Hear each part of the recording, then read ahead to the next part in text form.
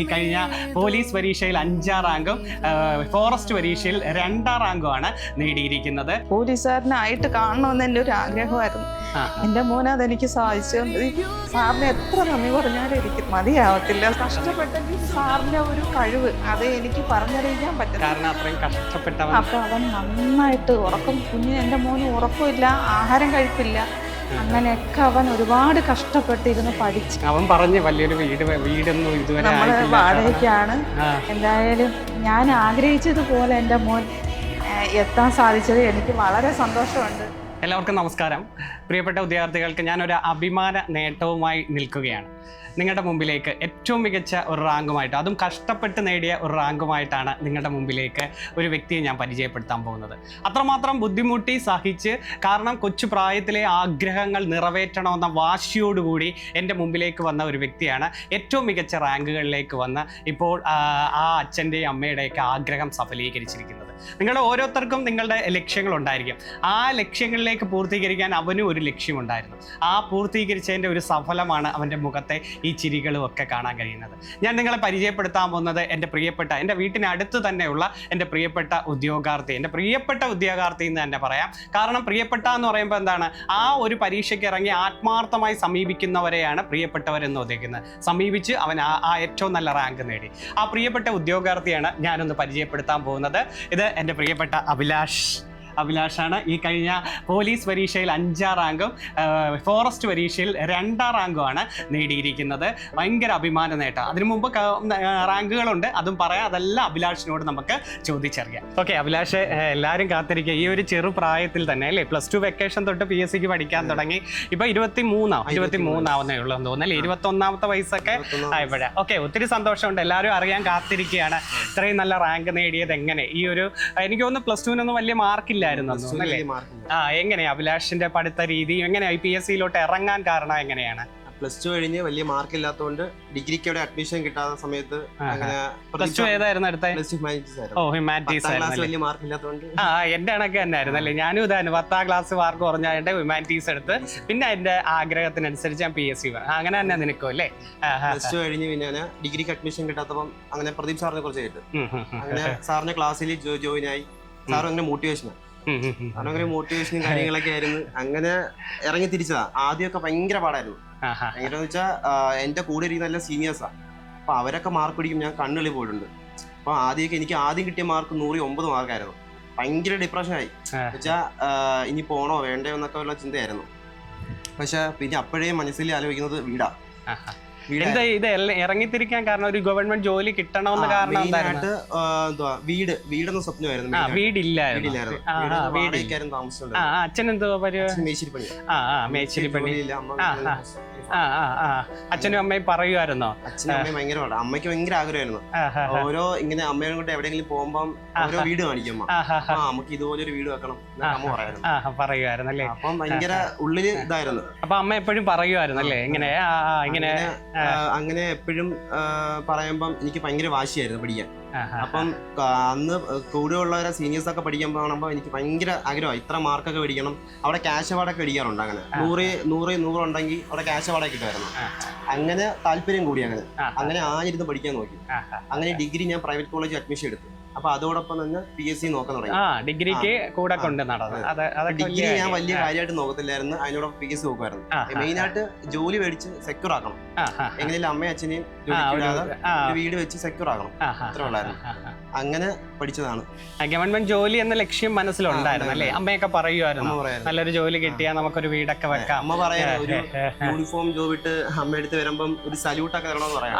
ഓരോരുത്തർ നമ്മൾ പാസിംഗ് ഔട്ടിലൊക്കെ കണ്ടേ അതുപോലെ കൊടുക്കണം. അടുത്ത പാസിംഗ് ഔട്ട് വരുമ്പോൾ നമ്മൾ വീഡിയോസ് Instagram റീൽസ് ഒക്കെ കണ്ടിട്ടില്ലേ, അമ്മയുടെ തലയിൽ ആ തൊപ്പിയൊക്കെ വെച്ച് അല്ലെങ്കിൽ സ്ഥലം, അതൊക്കെ ഭയങ്കര അഭിമാനമാണ്. ആ ഒരു മനസ്സിലൊക്കെ ആഗ്രഹം ഉണ്ടായത് കൊണ്ടും കട്ടയ്ക്ക് പഠിച്ചത് കൊണ്ടും ആയിരിക്കും അല്ലേ. ഓക്കെ, മെയിനായിട്ട് നോക്കിയത് യൂണിഫോം ജോബ്സ് ആണ് നോക്കിയത്. അപ്പൊ കഴിഞ്ഞ എന്റെ ഫസ്റ്റ് എക്സാം AP ആയിരുന്നു, അസിസ്റ്റന്റ് പ്രിസൺ ഓഫീസർ. ആദ്യത്തെ എക്സാം അല്ലേ. എത്രാമത്തെ വയസ്സിലായിരുന്നു അത്? അതെന്റെ 21ാമത്തെ വയസ്സിലായിരുന്നു തുടങ്ങുന്നത് PSC എഴുതാൻ തുടങ്ങുന്നത്. ഞാൻ ഇറങ്ങിയത് 19ാമത്തെ വയസ്സില്ല, കോവിഡിന് മുമ്പായിട്ട് ഇറങ്ങി. പക്ഷെ എന്റെ ഫസ്റ്റ് എക്സാം സ്റ്റാർട്ട് ചെയ്യുന്നത് AP. അന്ന് കൊച്ചു പ്രായം ആയില്ല, അന്നേ പഠിച്ചത് കൊണ്ടായിരിക്കും. അപ്പൊ ഈ പ്രിസൺ ഓഫീസർ എഴുതിയപ്പം റാങ്ക് ലിസ്റ്റ് വന്നോ? റാങ്ക് ലിസ്റ്റ് വന്നു. പക്ഷെ അത് ബാക്ക് ആയി 1100 ആയിരുന്നു. എന്നാലും ആദ്യത്തെ പരീക്ഷ വരിക എന്ന് പറഞ്ഞാൽ എല്ലാവരും കാത്തിരിക്കുകയല്ലേ. അതില് 1000 ആയിരുന്നു അല്ലേ? 1100. അപ്പൊ നിരാശപ്പെട്ടില്ല? നിരാശപ്പെടില്ല. എനിക്ക് വാശിയായിരുന്നു ആദ്യത്തെ 10 വരണമായിരുന്നു. കാരണം നീ ലക്ഷക്കണക്കിന് പേര് എഴുതിയതിൽ ഇത്രയും പേര് വന്നില്ലേ, അതൊരു ഭാഗ്യമായിരുന്നു. അപ്പൊ അത് വാശിയായി അല്ലേ? അങ്ങനെ അടുത്ത പരീക്ഷ CP ആയിരുന്നു. അത് 537 2022 CP SAP ആയിരുന്നു. അപ്പൊ അതില് 205 റാങ്ക് നേടാൻ സാധിച്ചു കഴിഞ്ഞതിൽ. അതിന്റെ അഡ്വൈസ് ആയി മെഡിക്കൽ ഏറ്റവും അവസാനം അല്ലേ? ഏറ്റവും അവസാനമാണ് അത്. പിന്നെ ഒരു ടെൻഷൻ ഇല്ലാതെ പോയി എക്സാംസ് ഒക്കെ എഴുതി. പിന്നെ ആദ്യത്തെ 10 എത്താൻ വേണ്ടി ഞാൻ നല്ല രീതി OMR ടെസ്റ്റ് ഒക്കെ ചെയ്ത് നല്ല രീതി വർക്ക് ചെയ്തായിരുന്നു. OMR ടെസ്റ്റ് ചെയ്ത് പിന്നെ എൻട്രിയിലെ കുറെ മോക്ക് ടെസ്റ്റും കാര്യങ്ങൾ ചെയ്തായിരുന്നു. രഞ്ജി സാറിന്റെ ഇംഗ്ലീഷും പിന്നെ സാറിന്റെ കൺഫ്യൂസിംഗ് ബാക്സ്, ഹോട്ട് ടോപ്പിക്സ്, പിന്നെ മലയാളം, അതൊക്കെയായിരുന്നു പ്രധാനമായിട്ട്. ജോഗ്രഫി നല്ല ക്ലാസ് ഒക്കെ ആയിരുന്നു ജോഗ്രഫി. അപ്പൊ അതൊക്കെ മെയിൻ ആയിട്ട് നോക്കി മോക്ക് ടെസ്റ്റ് ഒക്കെ എനിക്കൊന്ന് ഒരു 500ഓളം മോക്ക് ടെസ്റ്റും പിന്നെ കുറെ OMR ഒക്കെ മോക്ക് ടെസ്റ്റ് ചെയ്യുന്നത് എപ്പോഴും നല്ലതല്ലേ? നമ്മുടെ മൈനസ് കുറയ്ക്കുന്ന ഏതൊരു ഉദ്യോഗാർത്ഥികളോടും പറയാനുള്ളത് മോക്ക് ടെസ്റ്റ് ചെയ്യുമ്പോൾ മൈനസ് കുറച്ച് കൊണ്ടുവരും, ആത്മവിശ്വാസം അല്ലേ? ഏറ്റവും മെയിൻ ആയിട്ട് നമുക്ക് കിട്ടും എന്നുള്ള ഉറപ്പ് വേണം. അണ്ണ എപ്പോഴും പറഞ്ഞ കണക്ക് നമ്മളെ കൊണ്ട് പറ്റും എന്നൊരു അതാ നിനക്ക് ആദ്യമേ ആ ലിസ്റ്റ് ഒന്നാമത്തതിൽ തന്നെ അവിടെ വരെ എത്തിയപ്പോ നീ വിചാരിച്ച് കാണും അല്ലെ? ഇപ്പൊ നല്ല റാങ്ക് നേടി അല്ലെ? 2ാം റാങ്ക് 5ാം റാങ്ക്. അപ്പൊ എല്ലാം ഇപ്പം പഠിച്ചുകൊണ്ടിരിക്കുന്ന ഓരോരുത്തരും ആകാംക്ഷയായിരിക്കും. എങ്ങനെയായിരുന്നു പഠിത്തം? ഇത്രയും റാങ്കിലും നല്ല സിസ്റ്റമാറ്റിക് രീതിയിലായിരുന്നോ പഠിച്ചിരുന്നതൊക്കെ? സിസ്റ്റമാറ്റിക് എന്ന് പറയുന്നത് ഞാൻ മെയിൻ ആയിട്ട് നോക്കിയത് പ്രദീപ് സാറിന്റെ ഒക്കെ. പ്രദീപ് സാർ തരുന്ന എന്തും ഞാൻ പഠിക്കുമായിരുന്നു. അതോടൊപ്പം തന്നെ ഞാൻ പ്രീവിയസ് ഇയർ ക്വസ്റ്റ്യൻ പേപ്പറും പിന്നെ മാത്സ് വീക്കായിരുന്നു ഭയങ്കരമായിട്ട്. മാത്സും ഇംഗ്ലീഷും വീക്കായിരുന്നു. അപ്പം മാക്സിമം മാത്സിനും ഇംഗ്ലീഷിനും നല്ല രീതിയിൽ വർക്ക്ഔട്ട് ചെയ്തായിരുന്നു. അതിന്റെ പ്രീവിയസ് ഇയർ 2017 മുതൽ ഒരു 23 വരെയുള്ള ക്വസ്റ്റ്യൻ പേപ്പറൊക്കെ എടുത്ത് ഞാൻ മാക്സിമം വർക്ക്ഔട്ട് ചെയ്യായിരുന്നു. അങ്ങനെ മാത്സ് ഇംഗ്ലീഷും നന്നായിട്ട് എല്ലാ ദിവസവും 1 മണിക്കൂർ 2 മണിക്കൂർ മാറ്റി വെച്ച് അങ്ങനെ ആ ഒരു ഭാഗം ക്ലിയർ ആക്കി. പിന്നെ ഉള്ളത് പാടെന്ന് പറയുന്നത് ജോഗ്രഫി ആയിരുന്നു. ജോഗ്രഫി എൻട്രിയുടെ കൂടുതൽ ഫോളോ ചെയ്തത്. അപ്പൊ ജോഗ്രഫി ഉത്തരപർവ്വത മേഖലയിൽ നമ്മളെ ഒരു റാങ്ക് ഫയലിൽ ഇല്ലാത്ത കുറെ അധിക പോയിന്റുകളൊക്കെ ശ്രദ്ധിച്ച് നമുക്ക് അങ്ങനെ എന്റെ മെയിൻ ആയിട്ട് ഞാൻ എല്ലാ ദിവസവും നോക്കുന്നത് മാത്സ്, ഇംഗ്ലീഷ്, മലയാളം. ഇതിന് എല്ലാ ദിവസവും ടൈം മാറ്റി വെക്കും. കറണ്ട് അഫയേഴ്സ് മെയിൻ ആയിട്ട് നോക്കുന്നത്. കറണ്ട് അഫയേഴ്സ് എല്ലാ ദിവസവും ഒരു ദിവസത്തിൽ ഇത്ര നേരം മാറ്റി വെക്കും. അപ്പൊ മെയിൻ ആയിട്ടുള്ള ഞാൻ വാരി വലിച്ചു പഠിക്കത്തില്ല, പക്ഷെ മെയിൻ ആയിട്ടുള്ള കറണ്ട് അഫയേഴ്സ് നമുക്ക് വായിക്കുമ്പോൾ അറിയാൻ പറ്റും. ഈ പദവികള് പിന്നെ നിയമനങ്ങള് അങ്ങനെയുള്ള കുറെ അവാർഡുകള് അപ്പൊ അതൊക്കെ ടിക്ക് ചെയ്ത് അങ്ങ് മാറും. അങ്ങനെ മാത്സ്, ഇംഗ്ലീഷ്, മലയാളം, പിന്നെ കറണ്ട് അഫയർ, പിന്നെ GK എന്ന് വാരി വലിച്ചു പഠിക്കത്തില്ല. GK എന്ന് പറയുന്നത് സാറ് തരുന്ന GK, പിന്നെ അല്ലാതെ സ്കൂൾ ടെസ്റ്റുള്ള GK. School test maximum workout ചെയ്യായിരുന്നു. എല്ലാ ദിവസവും നന്നായിട്ട് വർക്ക്ഔട്ട് ചെയ്യാം. 10ാം ക്ലാസ് +1 +2 വരെ +1 +2 എന്ന് പറയുന്നത് വാരി വലിച്ചു പഠിക്കില്ല. +1 +2 മെയിൻ പോയിന്റ് മാത്രം നോക്കുമായിരുന്നു. പിന്നെ ഭരണഘടനയ്ക്ക് മാക്സിമം ഇമ്പോർട്ടൻറ്റ് എടുത്താൽ മറ്റേ എന്തുവാ ഒരു ദിവസം സമയം വെച്ചായിരുന്നോ പഠിച്ചോണ്ടിരുന്നത്? അതോ കിട്ടുന്ന സമയമൊന്നും ഇല്ല, ഉറങ്ങാത്ത രാത്രികളായിരുന്നു. ഒരു മാക്സിമം 3-4 മണിക്കൂറൊക്കെ ഉറങ്ങുമായിരുന്നു അവസാന ദിവസം. ടെൻഷനോടുകൂടി പഠിക്കായിരുന്നു. കാരണം ഏറ്റവും നല്ല റാങ്കിൽ എത്തണം, എവിടുന്നൊക്കെ കളക്ഷൻ കിട്ടിയോ അതെല്ലാം റിവിഷൻ നടത്തണം അല്ലേ? അതുകൊണ്ട് ദൈവം തന്നു നല്ല റാങ്ക്. അവസാന നിമിഷം ആയപ്പം ഞാൻ ഹാർഡ് വർക്ക് മാറ്റിയിട്ട് സ്മാർട്ട് വർക്ക് ആക്കി. അപ്പം പിന്നെ സ്മാർട്ട് വർക്ക് എങ്ങനെയാക്കിയെന്ന് വെച്ചാൽ എല്ലാ ദിവസവും ഈ GK വല്ലാണ്ട് നോക്കാതെ current affairs, maths, English, Malayalam, പിന്നെ പ്രീവിയസ് ഇത് അങ്ങോട്ട് വർക്ക്ഔട്ട് ചെയ്തു. പിന്നെ എക്സാം സമയത്ത് എന്ന് പറയുന്നത് ഫ്രീ ആയിട്ട് എഴുതും. ഫസ്റ്റ് എക്സാം APO സമയത്ത് ഭയങ്കര ടെൻഷൻ ആയിരുന്നു. പക്ഷെ അത് കഴിഞ്ഞ് പിന്നെ ഫ്രീ ആയിട്ട് എക്സാം എഴുതി. അപ്പൊ അതുകൊണ്ട് CPL 5ാം റാങ്കും ഫോറസ്റ്റ് 2ാം റാങ്കും കിട്ടി. അമ്മയൊക്കെ എന്താ പറയുന്നത്? അമ്മയും അച്ഛനും ഇതൊക്കെ കാണുമ്പോ അഭിമാനമായിരിക്കും അല്ലേ? +2 പോലും ഇത്രയും മാർക്ക് മേടിക്കാതിരുന്ന ഭയങ്കര ആഗ്രഹമായിരുന്നു ഒരു ഫോട്ടോയിലൊക്കെ വരണമെന്ന്. ഭയങ്കര ആഗ്രഹമായിരുന്നു. 10ാം ക്ലാസ് ഫുൾ A+ കിട്ടിയ പിള്ളേരുടെ ഒക്കെ വലിയ ഫോട്ടോയിലായിരുന്നു. ഭയങ്കര ആഗ്രഹമായിരുന്നു. അപ്പൊ അതൊക്കെ അമ്മ പറയുമായിരുന്നു ഇതിലൊക്കെ എന്നാ വരുന്നെന്ന് ചോദിക്കും. അപ്പോഴത്തേക്ക് അമ്മ സമയം കാണും, നമുക്ക് വരും എന്ന് പറഞ്ഞു. അതാ ഞാൻ ഓരോ ഉദ്യോഗാർത്ഥികളോടും പറയാറില്ലേ, നമ്മൾ 10ലോ +2ലോ പഠിത്തമല്ല, പിന്നീട് PSC പഠിച്ച് നമ്മൾ ആത്മാർത്ഥമായിട്ട് മുന്നേറുന്ന പോലെ ഇരിക്കും. അല്ലാതെ 10ലും +2നും ഒക്കെ ഹൈ മാർക്ക് മേടിച്ചവർക്കൊന്നും അല്ല. ഇപ്പം തന്നെ ഇവനൊരു ഉദാഹരണം, സാധാ ഒരു എനിക്ക് തോന്നുന്നു +2 ഹ്യൂമാനിറ്റീസ് ഗ്രൂപ്പിൽ, എന്നാൽ അതിന് കുറ്റമല്ല, എന്നാൽ മാർക്ക് ഇല്ലാഞ്ഞത് കൊണ്ട് എടുത്തു. പിന്നെ നീ പ്രൈവറ്റ് ആയിട്ട് ഡിഗ്രിക്ക് പോയി PSC ഒന്നേന്ന് തോന്നുന്നു. അതാ ഓരോ ഉദ്യോഗാർത്ഥികളോട് അതാ വ്യക്തമായ ഒരു ഉദാഹരണം നിങ്ങളുടെ മുമ്പിലേക്ക് നിൽക്കുകയാണ്. അവൻ ആഗ്രഹം PSC എത്രയും പെട്ടെന്ന് ഒരു ജോലി നേടുക, അച്ഛനെ അമ്മയും ഒന്ന് സ്വസ്ഥമാക്കുക, അവർ ആഗ്രഹിച്ച ഒരു നല്ലൊരു വീട്. കണ്ടോ അവൻ്റെ അമ്മ പറയുന്നത്. ഞാൻ എപ്പോഴും നിങ്ങൾക്ക് മോട്ടിവേഷൻ പറയാറില്ലേ, അമ്മ പറഞ്ഞെന്ന് റോഡിലൂടെ ഒക്കെ പോകുമ്പോൾ വലിയ വലിയ വീടുകൾ കാണുമ്പം ഇതുപോലുള്ള എൻ്റെ മോനൊന്ന് വീട് വെച്ച് തരണേ എന്ന് പറഞ്ഞ് ഇപ്പം അവൻ്റെ ആഗ്രഹം സാധിച്ചു. ഇനി അവൻ ജോലി കയറി കഴിഞ്ഞാൽ ആ അമ്മയ്ക്ക് സ്വസ്ഥമായിട്ടൊരു വീട് വെച്ച് കൊടുക്കാൻ പോവുകയാണ്. ഇതൊക്കെ നിങ്ങൾക്കും ആഗ്രഹമില്ലേ? കണ്ടാ ആ ആഗ്രഹങ്ങൾ അവൻ സബലീകരിച്ചിരിക്കുക. അമ്മ എന്താ പറഞ്ഞു എന്നിട്ട്? അമ്മയ്ക്ക് ആദ്യം അമ്മ ഞെട്ടിപ്പോയായിരുന്നു. നിനക്ക് തന്നെയാണോ, നീ നന്നായിട്ട് നോക്കി ചോദിച്ചു. ഞാൻ പറഞ്ഞ അമ്മ എനിക്ക് റാങ്ക് ലിസ്റ്റ് വന്നപ്പോ അല്ലേ 5 റാങ്ക് എന്ന് കണ്ടപ്പോഴൊക്കെ അല്ലേ ഭയങ്കര സന്തോഷമായിരുന്നു. ഞാൻ കണ്ടു വരുന്നപ്പോഴേ അമ്മയുടെ ആ ചിരിച്ച സാറേ അഭിമാനമായി സാറേ എന്നൊക്കെ പറഞ്ഞ് നമുക്ക് അമ്മയുടെ ആ അഭിമാന നേട്ടവും. കാരണം ഓരോ ഉദ്യോഗാർത്ഥികളുടെ അമ്മമാർ കാത്തിരിക്കുന്നതായിരിക്കും. നമ്മൾ പല വീഡിയോയിലും കണ്ടില്ലേ. അതുപോലെ നീ ആദ്യത്തെ ആഗ്രഹം അമ്മയുടെ സാധിച്ചു കൊടുത്തില്ലേ.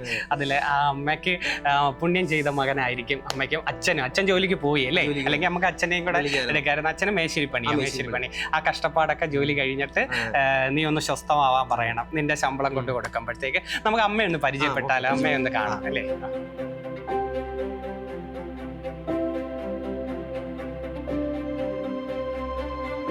ഒത്തിരി സന്തോഷമുണ്ട് അല്ലേ മോന്റെ അഭിമാനമായ നേട്ടം, ഏറ്റവും നല്ല റാങ്കുകൾ നേടി എന്നുള്ളത്.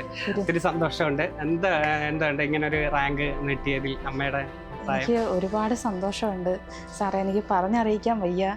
എൻ്റെ മോൻ ഒരുപാട് കഷ്ടപ്പെട്ട് +2 പഠിക്കുമ്പോഴൊക്കെ അവൻ വളരെ പുറമോട്ടായിരുന്നു. പഠിക്കത്തെ അങ്ങനൊന്നും ഇല്ലായിരുന്നു. അതുപോലെ തന്നെ ഡിഗ്രിക്കുള്ള ഒരു അഡ്മിഷനോ കാര്യങ്ങളോ ഒന്നും കിട്ടില്ല. പിന്നെ പ്രൈവറ്റായിട്ട് ഞാൻ കൊണ്ടുവന്നാക്കി.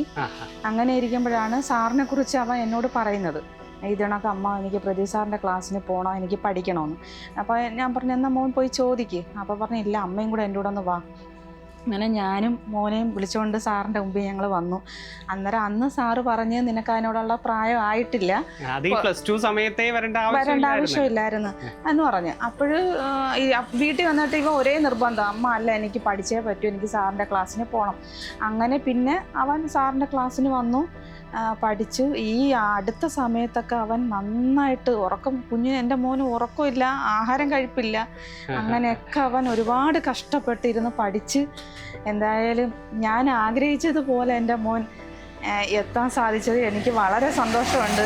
എൻ്റെ സന്തോഷം അത് പറഞ്ഞറിയിക്കാൻ പറ്റത്തില്ല സാറേ. ഞാൻ അത്രയും എൻ്റെ ചെറുപ്പം തൊട്ടേ എനിക്കൊരു ആഗ്രഹമായിരുന്നു, ഒരു പോലീസുകാരനായിട്ട് കാണണമെന്ന് എൻ്റെ ഒരു ആഗ്രഹമായിരുന്നു. എൻ്റെ മോനെ അതെനിക്ക് സാധിച്ചു തന്നത്.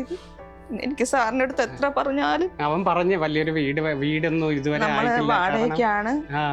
ഞാനും എൻ്റെ ഭർത്താവും കൂടെ ജോലിക്കൊക്കെ പോകുന്നുണ്ട്. ഞങ്ങൾ രണ്ടുപേരും പോകുന്നുണ്ട്. മക്കളെ രണ്ടുപേരെയും കാര്യങ്ങൾ ഞങ്ങൾ നല്ല രീതി അവർ പറയുന്ന കണക്കൊക്കെ ഞങ്ങൾ ചെയ്തും കൊടുക്കുന്നുണ്ട്. പക്ഷെ അവർ നമുക്ക് അതിനുള്ള പ്രതിഫലം നമുക്ക് തരുന്നുണ്ട്. കാരണം ഒരു കൂട്ടുചെറ്റോ കാര്യങ്ങളോ ഒന്നും ഇല്ലാതെ വീട്ടിൽ ഇരുന്ന് പഠിക്കുകയും എല്ലാം ചെയ്യുന്നുണ്ട്. അതുകൊണ്ട് എനിക്ക് സാറിന് എത്ര നന്ദി പറഞ്ഞാലും എനിക്ക് മതിയാവത്തില്ല. സാറാണ് എൻ്റെ മക്കളെ കഷ്ടപ്പെട്ടെങ്കിലും സാറിൻ്റെ ഒരു കഴിവ് അത് എനിക്ക് പറഞ്ഞറിയിക്കാൻ പറ്റത്തില്ല. കാരണം എന്ന് വെച്ചാൽ ഇപ്പോൾ കുട്ടികളെല്ലാവരും അവിടെ പഠിക്കുന്ന എല്ലാ കുട്ടികൾക്കും ജോലി കിട്ടും. തന്നെയല്ല അവരുടെ ആ ഒരു വഴി അത് എല്ലാം നല്ല എന്ന് വെച്ചാൽ മറ്റുള്ള രീതിയിലൊന്നും ആ മക്കൾ പോവാതെ ഈ പറയുന്നവരേ ഉള്ളൂ. എല്ലാ മക്കളും നല്ല വഴി തന്നെ അവർ മറ്റുള്ള ചിന്തകളോ അതിലൊന്നും പോവാതെ. ഉദാഹരണത്തിന് എൻ്റെ മോനായാലും ശരി, ഇവിടങ്ങളിൽ തന്നെ എൻ്റെ മക്കൾക്ക് നല്ലൊരു അഭിപ്രായമൊക്കെ ഉണ്ട്.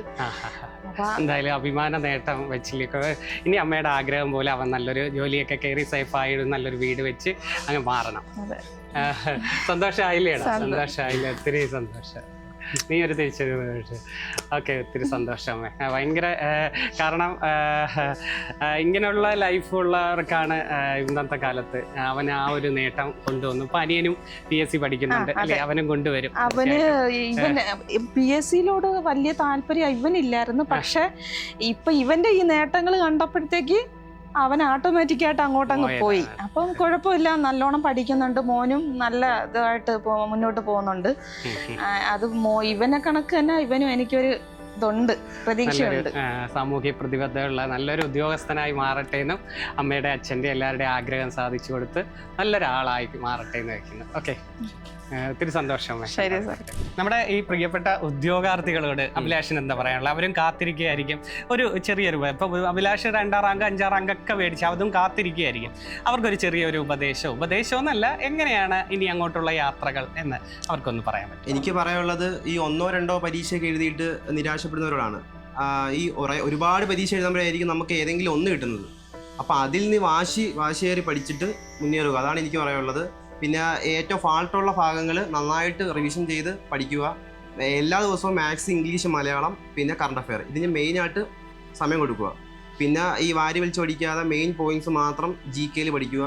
പിന്നെ പ്രദീപ് സാറിൻ്റെ ഈ ഹോട്ട് ടോപ്പിക്സും കൺഫ്യൂഷൻ ബാഗ്സും അതൊക്കെ ഭയങ്കരമായിട്ട് എനിക്ക് ഉപകാരപ്പെട്ടതാണ്. അപ്പോൾ അങ്ങനെയൊക്കെ നോക്കുക. ഇനി പരീക്ഷ എഴുതാൻ പോകുന്ന ഉദ്യോഗാർത്ഥികൾ എന്ന് പറയാനുള്ളത്, നന്നായിട്ട് ശ്രമിച്ചാൽ എന്തായാലും വിജയം ഉറപ്പാണ്. എനിക്ക് കിട്ടിയെങ്കിൽ നിങ്ങൾക്ക് കിട്ടും. നല്ല റാങ്കോടെ ഇനിയും മുന്നേറുക. വിജയാശംസകൾ. വളരെയധികം സന്തോഷം. നിങ്ങൾ കണ്ടില്ലേ, അഭിലാഷിൻ്റെ വളരെ ചെറിയ പ്രായത്തിൽ തന്നെ ഇറങ്ങിത്തിരിച്ചു. ഇപ്പോൾ ഏറ്റവും നല്ല റാങ്കോടുകൂടി ആ അച്ഛനമ്മമാരുടെ സ്വപ്നം സഫലീകരിച്ചിരിക്കുകയാണ്.